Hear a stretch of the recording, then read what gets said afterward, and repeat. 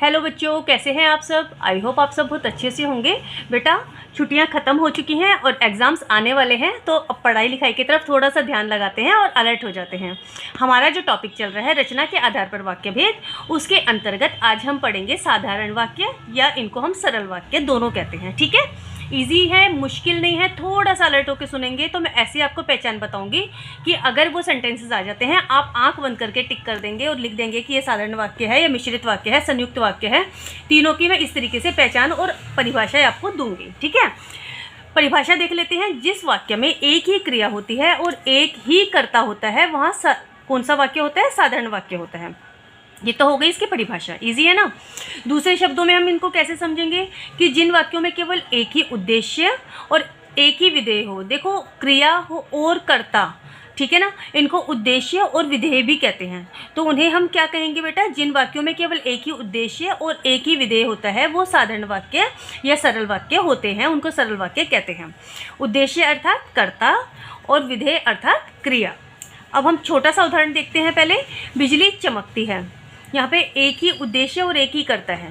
पानी बरस रहा है, तो एक ही क्रिया हो रही है कि क्या? बरस रहा है। बरसना क्रिया है, उद्देश्य क्या है? यहाँ पे कर्ता क्या है? पानी का। तो यहाँ पे क्या हो गया? साधारण वाक्य हो गया। अगले उदाहरण देखते हैं।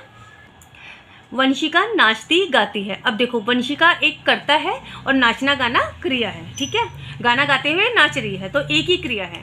सर्वज्ञ हंसकर बोलना, सर्वज्ञ एक ही करता है और हंसकर बोलना उसकी क्रिया है।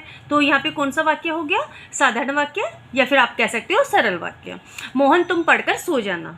ठीक है, मोहन करता है और सोना क्रिया है, लेकिन सोना कैसे है? पढ़कर सोना है।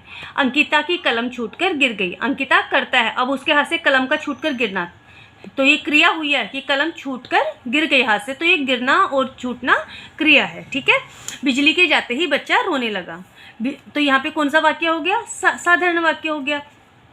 बादल घिरते ही मोर नाचने लगे। अब बादल का घिरना जो है क्रिया हो गई, और मोर का नाचना, मोर क्या है? करता है। जैसे ही क्रिया बादल घिरे और मोर नाचने लगा।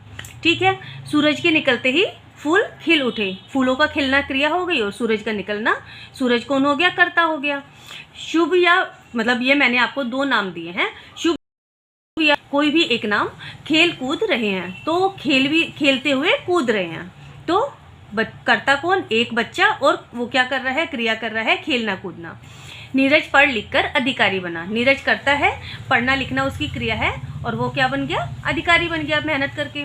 रेखा थैला लेकर बाजार चली गई, तो रेखा क्या है? करता है, और उसने थैला उठाया, बाजार चली गई, बाजार जाना उसका क्रिया हो गया। पारस आते ही खेलने लगा। पारस करता है, खेलना क्रिया है। जैसे ही वो बाहर से आया या फिर अंदर से बाहर आया, खेलना शुरू कर दिया, तो उसकी क्रिया आरंभ हो गई। आयुष ने केक काटकर सबको बांट दिया। आयुष करता है और केक काट के बांटना, ये क्रिया हो गई। सीमा को खेलना और सोना अच्छा लगता है। अब खेलना और सोना क्रिया है, अब इसमें से वो कुछ भी कर सकती है। सीमा को न करता है, तो यहाँ पे कौन सा वाक्य हो गया? साधारण वाक्य हो गया। सोनू के पास घड़ी ठीक नहीं है। अब देखो, सोनू करता है, घड़ी ठीक नहीं चलना, ठीक नहीं होना भी एक क्रिया है, तो यहाँ पे साधारण वाक्य हो गया। एक ही कर्ता, एक ही क्रिया, तो वहाँ पे कौन सा वाक्य आएगा? साधारण वाक्य या सरल वाक्य। ईजी है ना, बहुत ईजी उदाहरण है और ईजी तरीके से मैंने आपको समझाने का प्रयास किया है। तो आज के लिए इतना ही। नेक्स्ट वीडियो में हम मिश्रित वाक्य देखेंगे और हम जल्दी ही मिलते हैं। Bye bye.